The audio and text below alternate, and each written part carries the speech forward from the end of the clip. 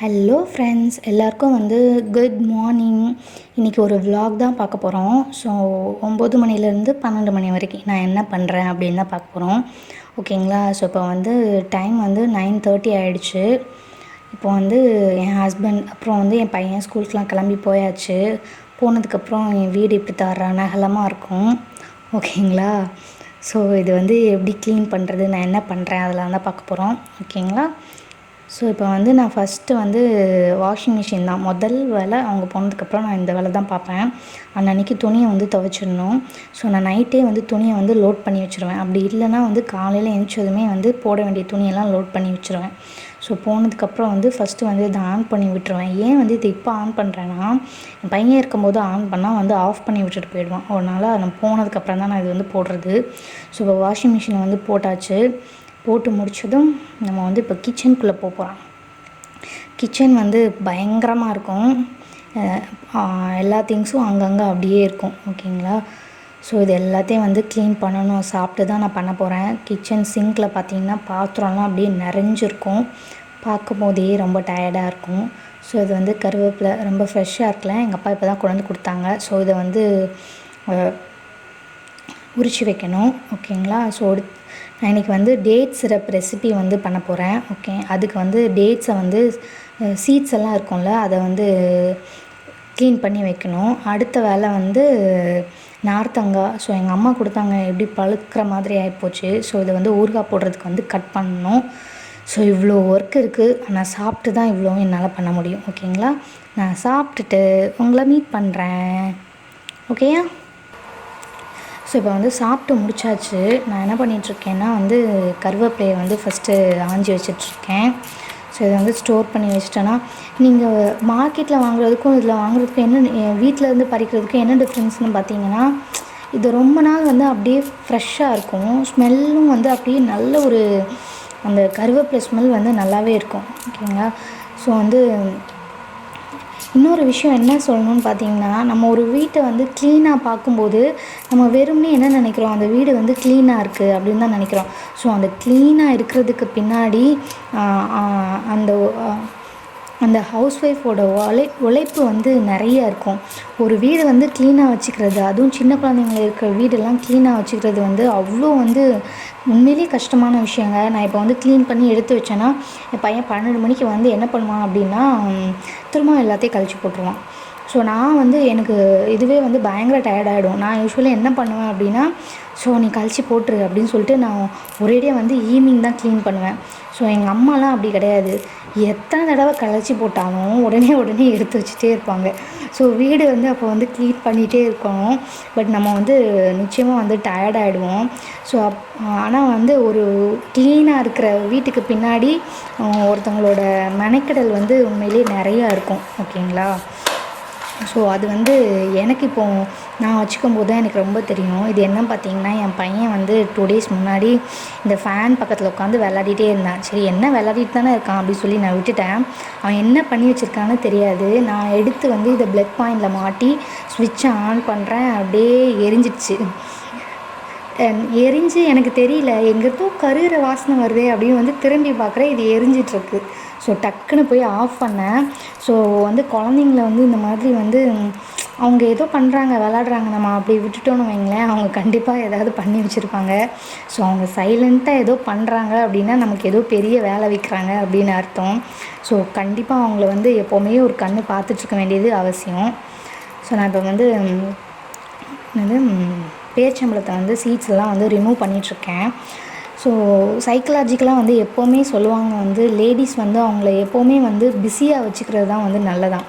ஏன்னா ஜென்ஸை விட லேடிஸ் தான் ஓவராக திங்க் பண்ணுவாங்களாம். ஒரு ப்ராப்ளம்னா அதை ஜென்ஸ் சீக்கிரமே அதுலேருந்து வெளியில் வந்துடுவாங்க. ஆனால் ஒரு லேடிஸ் அப்படி வர முடியாது. ஒரு இப்போ ஒரு ப்ராப்ளம் நம்மக்கிட்ட இருக்குது அப்படின்னா அதை நம்ம தூக்கிட்டே திரிஞ்சோன்னா அதுக்கு நம்ம நம்மளை அது ரொம்ப கஷ்டப்படுத்தும். இப்போது ஒரு கைப்பிடி உப்பு எடுத்து நம்ம ஒரு டம்ளரில் போடுறோம்னு வைங்களேன், அந்த உப்பு வந்து அந்த டம்ளர் தண்ணியோட டேஸ்ட்டே வந்து சேஞ்ச் பண்ணும். அதே அந்த உப்பு எடுத்து நம்ம ஒரு கிணத்துலையோ இல்லை வந்து ஒரு குளத்துலையோ போடுறோன்னு வைங்களேன், அந்த ஒரு கைப்பிடி உப்பு வந்து அந்த குளத்தோட அந்த குளத்துல உள்ள தண்ணியை வந்து அதை வந்து அதோட நேச்சரை வந்து அதை மாற்ற முடியாது. ஸோ அதே மாதிரி தான் நம்ம ஒரு ப்ராப்ளமை எடுத்து நம்ம மனசுக்குள்ளே போட்டு இது பண்ணிகிட்டே இருந்தோன்னா அது நம்ம வந்து கண்டிப்பாக வந்து நம்ம மைண்டும் நம்ம மனசும் வந்து அஃபெக்ட் ஆகும். ஸோ அந்த ப்ராப்ளமை விட்டுட்டு நம்ம அதை தாண்டி வந்து நம்ம மனசில் வந்து நல்ல விஷயங்களை வந்து நம்ம யோசிச்சுட்டே இருந்தோம், வேறு நல்ல விஷயங்கள் அதை தாண்டி நம்ம யோசித்தோன்னா அந்த ப்ராப்ளம் வந்து நமக்கு கண்டிப்பாக வந்து பெருசாகவே தெரியாது. இந்த கருத்து வந்து நான் சொல்லலை, நான் அவ்வளோ பெரிய அறிவாளிலாம் கிடையாது. ஸோ நான் கற்றுக்கிட்டது, எனக்காக நான் கற்றுக்கிட்டது வந்து உங்ககிட்ட ஷேர் பண்ணியிருக்கேன், அவ்வளோதான். ஓகேங்களா?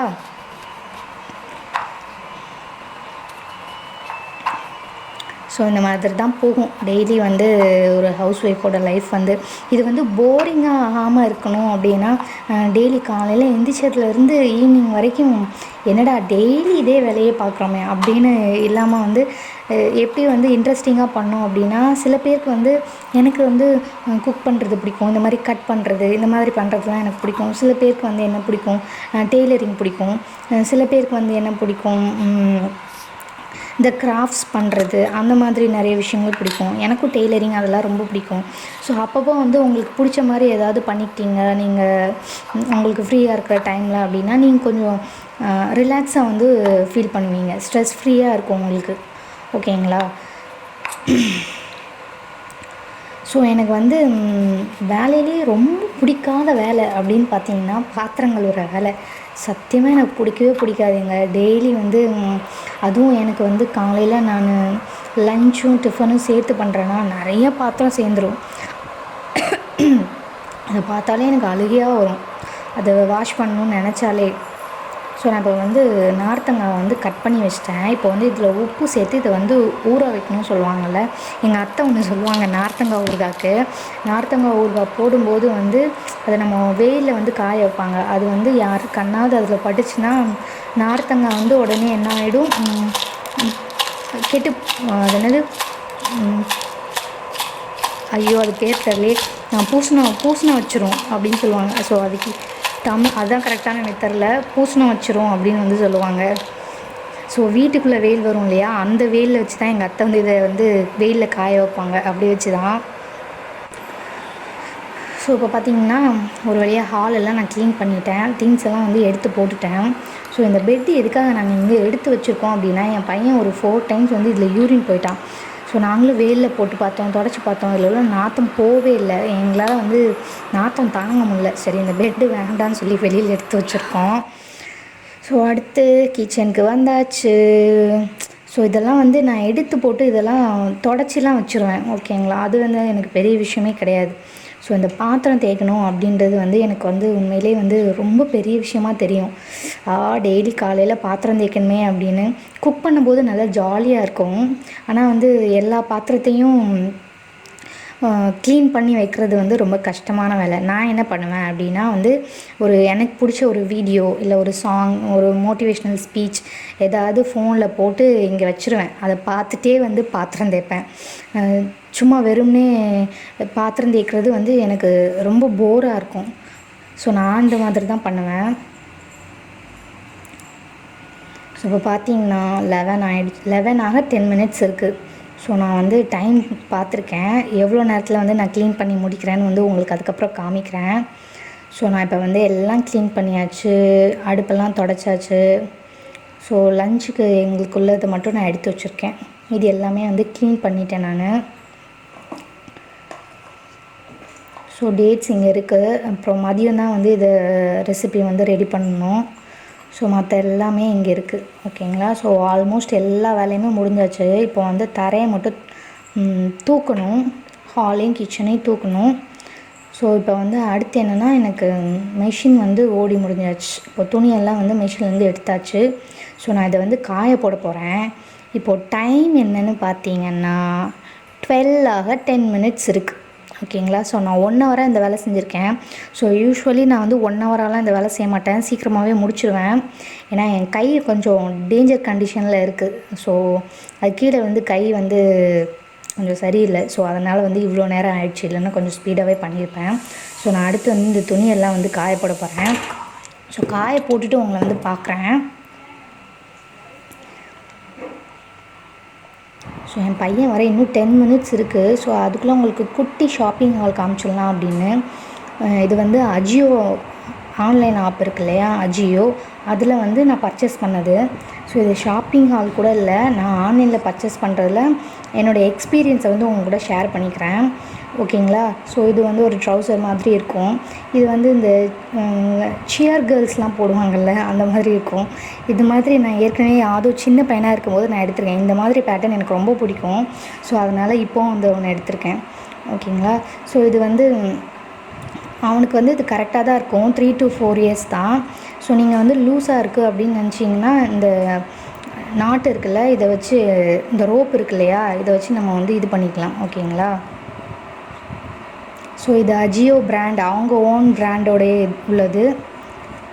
ஸோ இதோட ப்ரைஸ்லாம் எனக்கு தெரியல. ஸோ நான் இந்த ஷாப்பிங் ஹால் பண்ணுன்றதுக்காக நான் இந்த வீடியோ எடுக்கலை. ஸோ நான் வாங்கினதில் ஒரு ப்ராப்ளம் எனக்கு, அது வந்து உங்ககிட்ட ஷேர் பண்ணிக்கலாம் அப்படின்றதுக்காக தான் நான் வந்து இந்த வீடியோ எடுக்கிறேன். ஸோ இது வந்து டிஷர்ட்டு, இதே மாதிரி இன்னும் 4 எடுத்தேன். அவன் வந்து அதில் அது என்ன, அது அவனோட ஃபேவரேட்டுன்றதுனால எல்லாத்தையும் எடுத்து போட்டு இப்போ எல்லாமே வாஷ் பண்ணுறதுல கிடக்கு.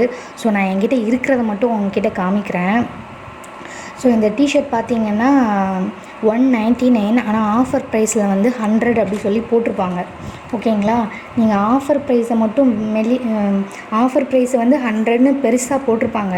ஆனால் அதுக்கு கீழே பார்த்தீங்கன்னா ரொம்ப குட்டியாக 105 இன்க்ளூடிங் ஜிஎஸ்டி அப்படின்னு போட்டிருப்பாங்க. இந்த டிஷர்ட் வந்து 5 ரூபா தான் ஜிஎஸ்டி. நான் இன்னும் 2 டிஷர்ட் எடுத்தேன், அதுக்கு வந்து ஜிஎஸ்டி பார்த்தீங்கன்னா 50 ருபீஸ் வரும். ஸோ நீங்கள் வந்து மேலே உள்ள ப்ரைஸை மட்டும் பார்த்துட்டு, ஓ இது 100 ருபீஸ் தானே அப்படின்னு உள்ளே போய் பார்த்தீங்கன்னா, ஸோ நீங்கள் கார்ட்டில் ஆட் பண்ணும்போது டேக்ஸோடு சேர்த்து உங்களுக்கு அமௌண்ட் ஜாஸ்தியாக வரும்.